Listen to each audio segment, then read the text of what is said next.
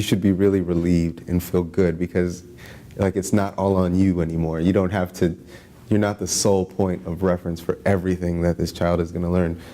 Because of the internet and because of technology and communities, you can now stand on the shoulders of giants, and it's not so much about mastery. You don't have to know everything, know the answer to every question.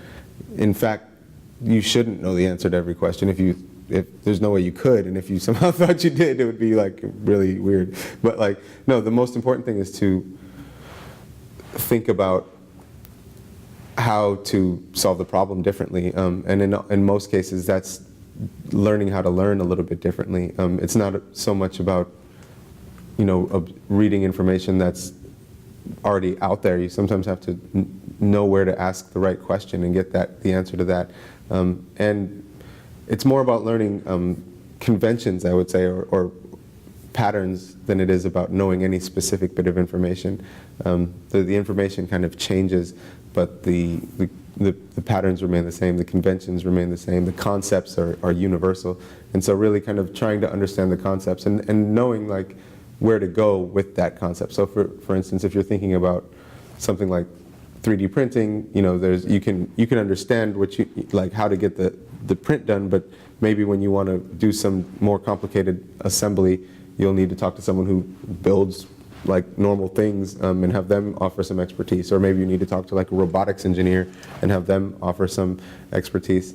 Or maybe you need to talk to like a cabinet maker and have them offer some expertise, or whoever it may be. And yeah, and that's one of the things too that I think is really important, is just understanding that all of us, students, teachers, old, young, rich, poor, you know, class differences, gender differences, race differences, whatever, we're all very much alike, and we're all very similar, and we have way more in common than we do differences. And so just like the more that we can understand that and kind of work together to solve one another's problems and find the kind of commonality in our problems, it makes it that much more advantageous. And there is a real joy and fulfillment in completing your goal, like no matter what it may be, whether it may be assembling you know, geodesic dome out of popsicle sticks, or it may be writing a software program, or it may be doing a cardboard cutout, or putting together a puzzle piece, or whatever it may be. But there's a certain joy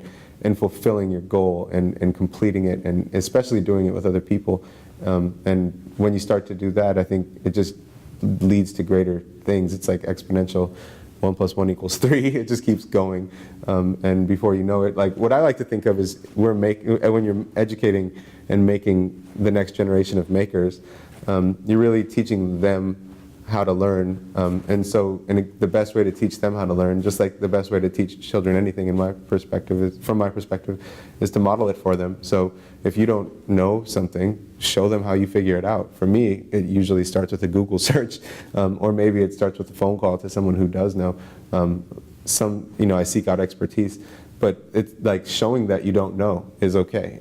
Showing that like not having the answer is the best place to start is really a good thing, because then you're open to all of the possible answers that are out there, and you're not kind of limited in your approach, which is something that frustrated me like as a child growing up with dealing with education, because like with math, for instance, you know, there are many more than one ways to solve problems, and I just think that should be embraced and accepted, and we should appreciate that and let it lead to some of the wonderful things that we can do as a result of that kind of creative, outside of the box way of thinking. And we're doing it here and now, and in Sonoma State, and that's in Silicon Valley, and in California, and in America. So it's a good thing, but you know, let's keep doing it because there's, you know, as we all know, the only thing that limits children is us. so like if we don't put them in any boxes, I can't wait to see, like we need hoverboards and jetpacks and plenty of things, so let's get to it.